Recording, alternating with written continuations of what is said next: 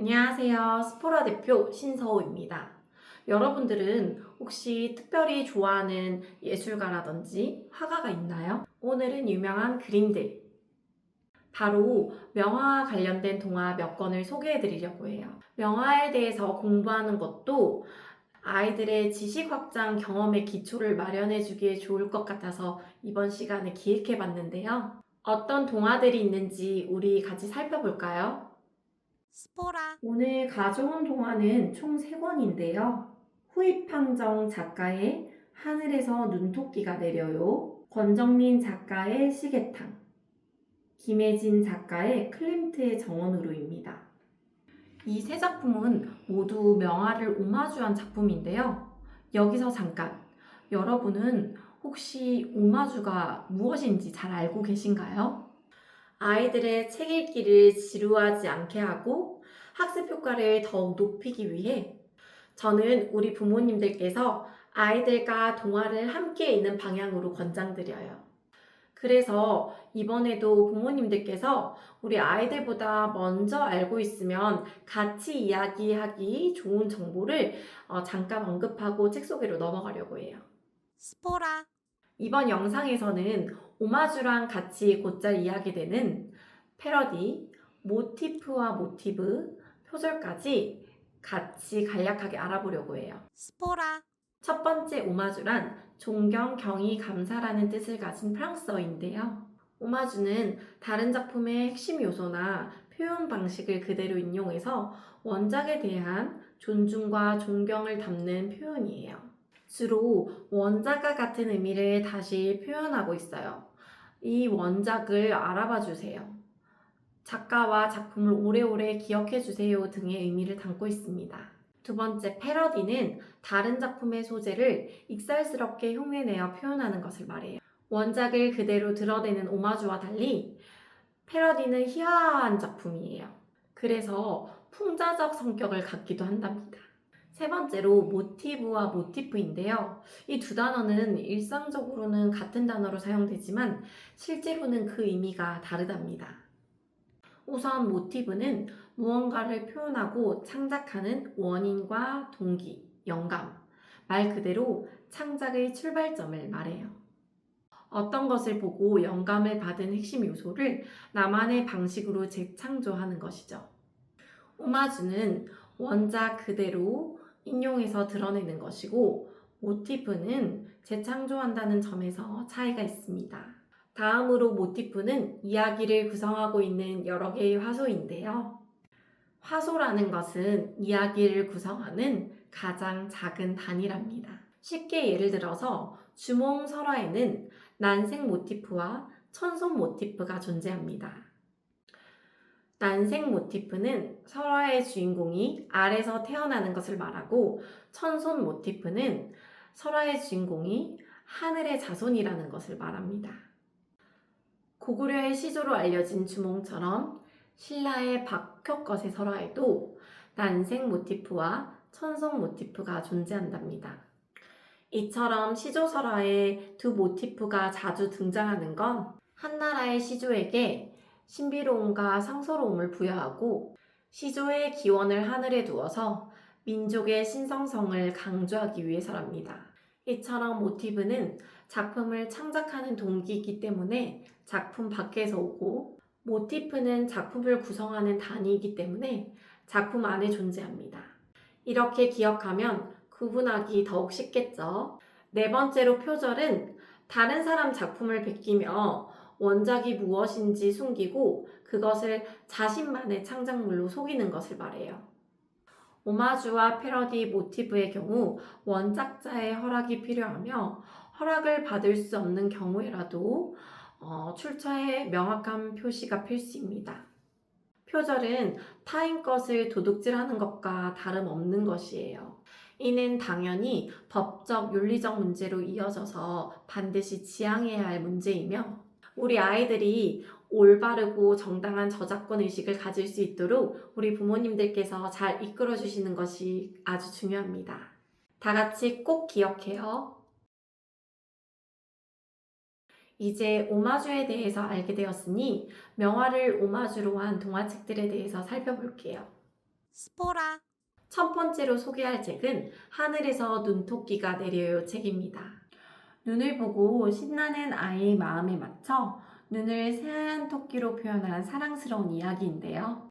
이 표지를 보자마자 아하, 이 그림 하고 떠오르신 분들도 있을 거라고 생각됩니다. 이 책의 표지는 바로 르네 마그리트의 겨울비를 오마주한 것이죠. 책 내용 자체는 르네의 원작 그림과 깊은 연관이 있어 보이지는 않지만 사실 정답은 없어요. 제가 볼 땐 눈이라는 일상 속 날씨 현상을 토끼에 빗대어 아이들의 상상력을 키워줄 수 있는 귀여운 책이라고 생각돼요. 마음껏 상상하고 의미를 만들어가는 건 아이들 하기 나름이니까요. 물론 바른 방향으로 상상하고 좋은 의미를 가질 수 있도록 우리 부모님들도 함께 노력해야겠죠? 이 책을 읽고 눈뿐만 아니라 우리가 매일 보고 듣고 만지는 일상적인 요소와 닮은 무언가 연관시켜서 아이들과 이야기해보면 좋은 시간이 될 것 같습니다. 그러면 아이들은 비유라는 표현법 정의에 대해서 줄줄 외우지 않아도 부모님과의 대화로 자연스럽게 비유 그 자체를 익히게 되는 거거든요. 정답은 없으니까 아이들의 상상력이 저해하지 않도록 열린 마음으로 받아주시는 것 잊지 마세요. 스포라, 두 번째로 소개할 책은 시계탕입니다. 시계로 변한 엄마를 되돌리기 위해 시계탕을 찾아가는 주인공의 이야기인데요. 우리 모두 시계하면 떠오르는 명화가 있지 않나요? 바로 살바도르 달리의 기억의 지속이죠. 여기에 그 오마주가 나온답니다. 제목은 해석에 따라 기억의 지속, 기억의 연속성, 기억의 고집이라고도 불러요. 이 작품 말고도 다른 작가의 그림도 숨어 있는 것 같으니 다 함께 같이 찾아보는 것도 좋겠죠. 앞서 보았던 겨울비도 그렇고 이 기억의 지속도 그렇고 그림에는 우리 아이들에게 쉽게 전달하기 어려울 만큼 깊은 의미가 담겨 있을지도 몰라요. 하지만 우리가 어린 시절에 본 동화나 소설, 만화, 그림들을 다시 어른이 되어서 보았을 때 모르던 것들이 그제야 보이고 새로운 것을 보는 듯한 기분을 느끼는 것처럼 아이들에게도 지금 당장 전부를 알려줄 필요는 없어요. 우리가 때로 아이들을 앞에서 이끌거나 뒤에서 등을 밀어 힘을 준다고 하더라도 결국 발을 내딛는 건 아이들이 스스로 하게 된답니다. 아이들이 스스로 생각해서 대답할 수 있도록 우리가 먼저 생각하되 곁에서 조력하는 것에 집중하기. 그래서 이 시계탕을 읽고도 아이가 더 생각할 수 있도록 대화를 나누면 좋을 것 같지 않나요? 책 속에서 엄마는 왜 시계가 된 것 같아요?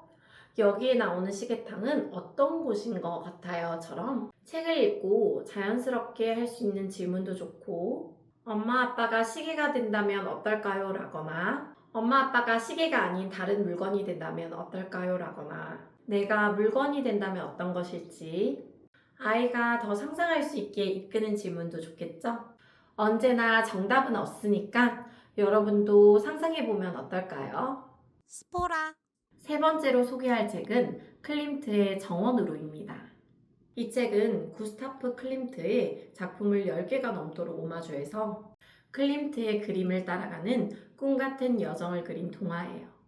등장인물의 베리타스와 메다도 클림트의 작품에서 모티브로 한 소녀라고 합니다.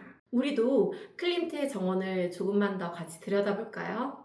그림과 나란히 놓고 보니 오마주라는 것이 무엇인지 정말 잘 보이죠? 나중에 아이들과 클림트의 전시회에 이 책을 가지고 가서 이 책에 나온 그림을 찾아보는 것도 정말 즐거울 것 같지 않나요? 앞에서 이야기한 두 책도 마찬가지고요. 책을 읽은 기억을 일상 경험으로 이어지도록 만들어주는 거죠. 소개된 그림의 수가 이 책보다 적다고 해도 이를 계기로 그림에 관심을 가지게 될 수도 있어요. 아이들의 작은 흥미도 우리가 잘 알아챌 수 있도록 아이들에게 따스하게 눈과 귀와 마음을 기울이는 것도 잊지 마세요. 스포라, 학원에 다니는 것도 좋은 방법이지만 아이들을 위해 좋은 학습지도 많이 나와 있기 때문에 여기서 하나 가볍게 보여주려고 합니다. 스포라, 바로 창의력을 길러주는 명화놀이입니다. 이 책에서는 미켈란젤로, 페르메이르, 터너, 루소, 뭉크, 몬드리안의 그림에 대해 알려주고 있어요. 이렇게 그림에 대한 이야기를 쉽게 풀어 소개하면서 뒷장으로 넘기면 그림에 대해 직접 생각해 볼 수 있는 활동이 이어져요. 더 뒤로 넘어가면 이렇게 감정과 색을 이어서 자유롭게 생각해 보는 것처럼 다양한 활동이 많이 실려 있답니다. 부록인 워크북도 같이 있는데요. 아까 앞에서 한 활동을 다시 해볼 수 있다고 하네요.